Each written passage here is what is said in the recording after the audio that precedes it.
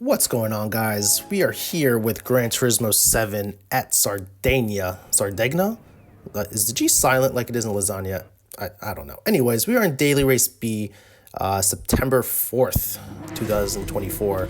And we are going to attempt to become YouTube sim racers. But catch is, I absolutely suck at it. So here's the first race. Was hoping that this race was going to be something nice, but I figure I'll show you all my aches and pains with Gran Turismo. The Mexican here in third place decided that he does not want to go when they tell us to go, and gives up the position. So here we are in third place now, and we are going ahead to try to reach these two Brazilians up at the front. First place is in a GTR, and second place is in a Jaguar F-Type. Sardegna is actually a very fun course. I prefer this layout out of all the Sardegna ones, to be honest with you. It's fun, and it has some pretty tricky bits that can definitely either make it or break it when it comes to your lap. So that's part of the reason why I like it so much. It's also short, so it does yield some close racing, especially in Group 4. So anyways, here we are. We're coming down the hill and about to go up the uphill. That is basically, if you get this wrong, you have lost all your momentum. And we are slowly making our way up. We're coming up to the double left-hander. As you can see, these guys are pretty much almost side by side. And basically now is when things are about to kick off, and I should start to take this as an omen. The Jaguar goes off a little wide, as you can see, and I start to anticipate him coming back on, so I try to get to the left as quick as possible, but he cuts over, I hit him, he hits the GTR goes off into Narnia, and I am blessed with a 4-second penalty for hitting a car off the track. So anyways, that pretty much ends my race. Let's fast forward to the end. I served no penalty, ended up in 5th, now behind the Copart GTR, who is in 4th place, about to serve a penalty right at the end of the race, which means that I am going to gain back my 4th position, which I started at. Oddly enough, that Mexican that we had passed right at the beginning somehow ended up in 2nd place. So not sure if they did like a last or first run or whatever it may be, but good for them. So here's race number 2, starting a lot lower on the grid, down in 11th, and again, I'll be lying to you if I said that this was going to be a good race. Here's turn 1 of lap 1.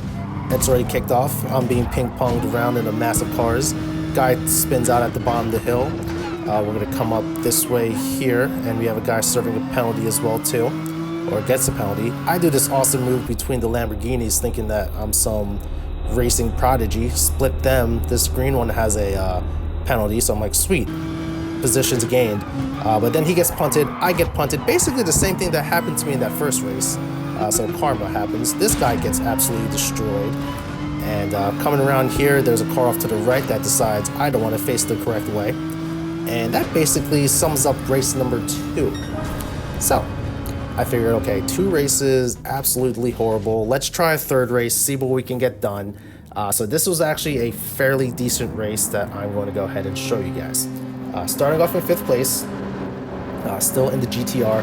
I love the purple livery for some reason. I don't know why this car in purple works so well. It's almost like there was a Nissan that came in a purple color that we all like too. But anyways, we're going to go ahead and do this one here. Keep an eye out on that blue Genesis G70 in the back. I'm going to say he's a he. I think I've actually raced him before, Big Fish BR. Very good racer at least for what I've gone against in these B and C rank lobbies. But anyways, here we go. And 5 laps here at Sardegna. This was probably my best race out of like 10 that I've done on this course this week. So coming into turn 1, we basically make it out without any bumps or bruises. And we're coming around this left-hander, which is a tricky left-hander. You can very easily understeer off to the right and end up in the grass. So I definitely have to time that right. Here we go. The Lamborghini either braked a little too early or I braked too late, and made a little bit of contact with him in the rear.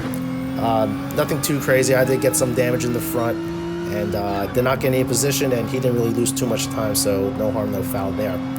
As we come out of this turn here, we're coming down the hill, and things kind of start to settle out a little bit. So kind of race your lines, try to get yourself composed into a groove. And we're coming up to the uphill section where you have to nail this apex and get on the power as soon as possible, or you're going to kill all your momentum. Lamborghini goes out a little wide, resulting in a half-a-second penalty, I believe. Yep, there it is. So Lamborghini goes a little wide, gets half-second penalty. If you notice that Supra got a little squirrely on the exit there too. And I remember noticing that during the race, and I was like, okay, maybe that Supra is going to do some sort of mistake later on. I'm not sure how consistent he is. So we're coming out here. You have to get your exit perfect on this, or you're going to be compromised getting to the start-finish line.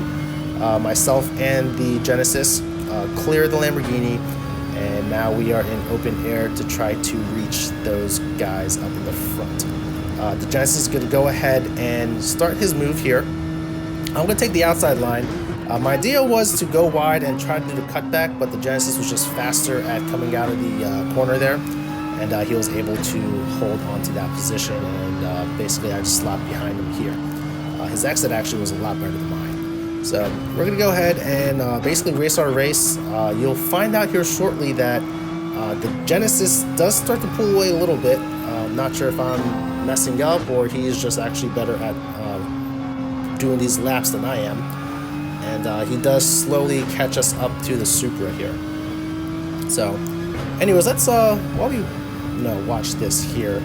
Sardegna actually is one of the courses that I have spent plenty of hours on, just because like I said, I enjoy the track, and it's fun to learn car control on this track specifically.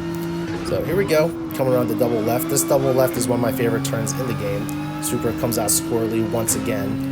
And this left-hander here is also a fun one. If you can time it right, you can actually stay flat and just utilize that exit curve to keep you within track limits. And we come around the last turn here, which is an awkward one in my opinion. And here we go again.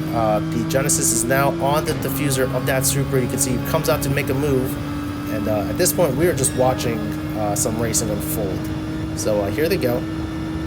Coming up into turn one, I'm going to go ahead and take the time trial line and see what happens. A little bit of contact there. Supra pulls through from the inside, and I get a little bit of oversteer coming out of that corner, which means that I have no play in this third or fourth battle that has begun. And so yeah, basically what happens for basically the duration of the race, I actually found myself during the race just watching these guys go at it, and it was actually pretty fun to watch.